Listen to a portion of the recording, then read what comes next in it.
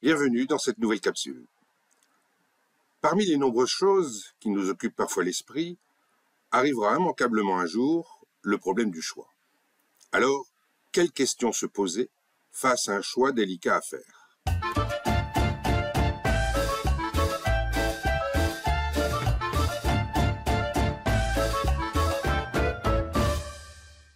Que ce soit dans notre vie privée, familiale, professionnelle, personnelle ou même amoureuse, certaines situations vont nous demander de faire un choix.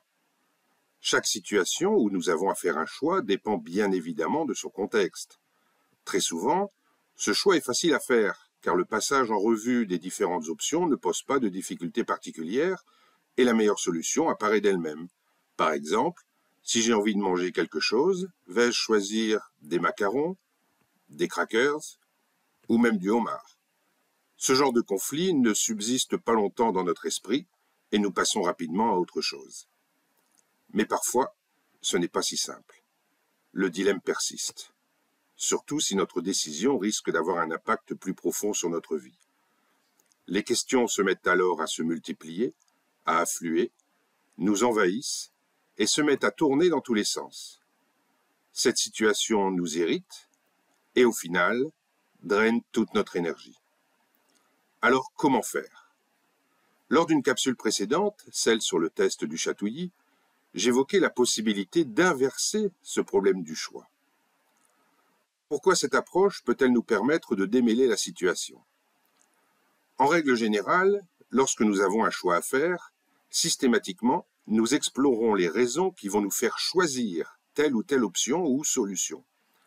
Mais cette approche ne nous fait explorer qu'une seule facette de la situation.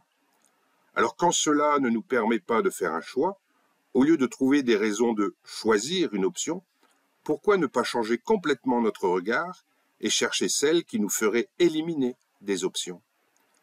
Pourquoi cela nous aiderait-il à prendre une décision?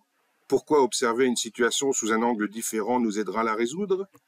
À cause de ceci, chercher uniquement des raisons de choisir nous occulte complètement d'autres facettes de la situation.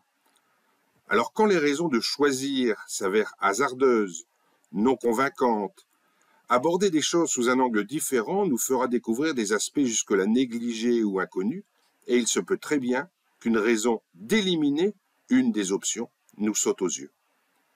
Ne restant plus qu'une seule possibilité de réponse satisfaisante, le problème du choix aura donc été éliminé. Je suis bien conscient que cela ne fonctionnera peut-être pas à tous les coups, mais ne négligez pas cette possibilité. Alors la prochaine fois que vous êtes face à une telle situation, ne vous dites plus que vous avez un choix à faire, mais peut-être que vous avez des éliminations à faire.